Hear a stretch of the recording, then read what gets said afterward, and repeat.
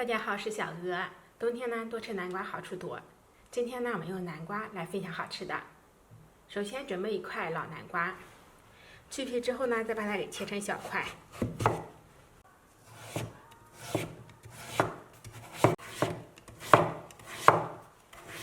切好之后呢，我们放入盘中，上锅蒸熟。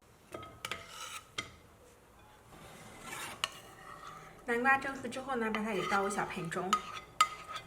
再用勺子把它给压成南瓜泥，尽量压得细碎一些。再趁热加入20克黄油，也可以用玉米油或者说其他味道比较淡的食用油，把它搅拌融化。然后呢，分次少量加入糯米粉，把它给搅拌成稠糊状。搅拌到像这样可以抱成一团就可以了。搅拌好之后呢，我们给它倒入平底盘中，再用手给它压扁、压薄、压开，然后我们冷水上锅，水开之后蒸20分钟。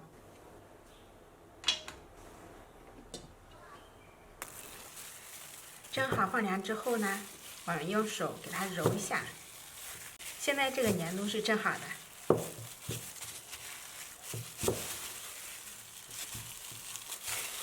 揉好之后呢，我们揪一小团，然后我们由外向里给它整理出来一个光面，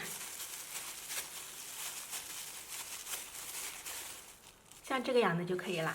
然后反过来，光面朝外，给它捏扁。再准备一些豆沙，给它放在这个小面团上，我们用包包子的方式给它收起来。收口处呢，给它捏结实，防止露馅。再滚上一层炒熟的芝麻防粘，除了防粘之外呢，它也会更香、更营养、更好吃。